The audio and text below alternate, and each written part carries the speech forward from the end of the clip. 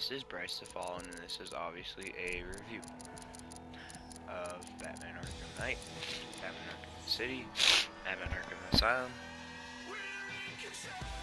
and that's it. Because I really only like the Rocksteady games. So the first one I've ever played, which is probably everyone, is Arkham Asylum. It's actually really good.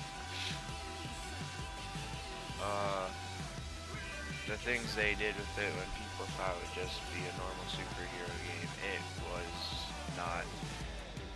It really did really well. That's why I'm using, the original skins and stuff, because I'm reviewing the whole thing as a whole. So Arkham Asylum, what they did with Batman was really good and well done. They did the combat right and the story and all the villains they picked, which is really awesome. They picked Kevin Conroy for Batman and Mark Hamill for Joker, which is, in my opinion, a lot of people read the comics for their voices and like that. And it really premised around the Joker and, a little confined space in Arkham Asylum. And that's probably one of my favorite. That's probably one of my favorite games of all time, just because it kind of broke the barrier a little. And all the stuff it did leading into Arkham City, like how it's like Rocksteady, they made Arkham Asylum, and they made it really well. When you think they can't do any better, they add all sorts of different stuff and new villains, everything. So there's Arkham Asylum, and that's probably, for me, a 10 out of 10, I'd say. I just love it really, a lot. Then there's Arkham City.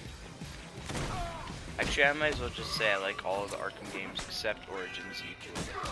But Arkham City, they made it not so confined, they made it open world. Even when you beat the game, you can still go around free roaming. I mean, Arkham City's free roaming is like this to get around, except a lot slower because, it's still pretty small. This is Arkham Knight. Batmobile. Flying around, kicking ass.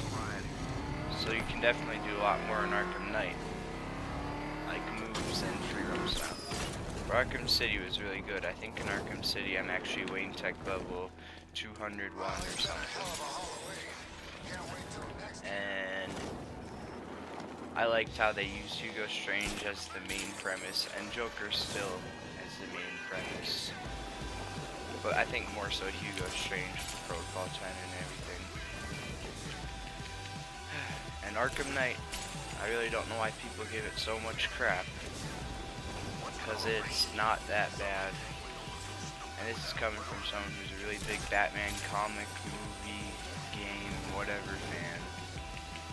And when people say it's just so downgraded, I get kind of angry because this is Rocksteady's first, next-gen game. And to say it's really flawed makes no sense. I understand the Batmobile, how everyone says that's 90% of the game. That's more 90% of the story, which story really is everything in the Batman games. But once you get down to the fun part of it, you can do anything and it's still pretty fun. So in Arkham City, it's the same as Asylum. You think, you can't get any more features and stuff, and they add more than just the Batmobile. You can still Wayne Tech level up and get new skills. Actually, what Wayne Tech level am I?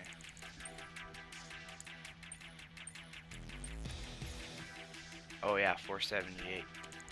So I play this quite a bit. But to me, I like them all equally, really, because they just keep upgrading and upgrading. And to say Arkham Knight is a shame is probably the worst thing to say to me, really, for it. it's not really. It's their first open world next gen game.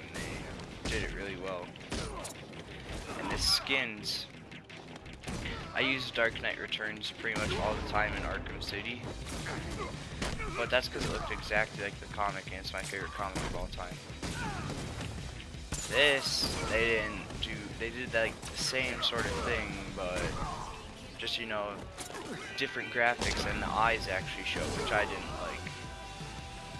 And some of the skins like Batman Beyond, I mean, they should have just reused those, but they're doing Return to Arkham, which is really exciting because I like all the games as a whole. So that's just sort of a very short, stern review, whatever, of the Arkham games as a whole. Whatever else happens tonight, guys, I want you to know this was the best Halloween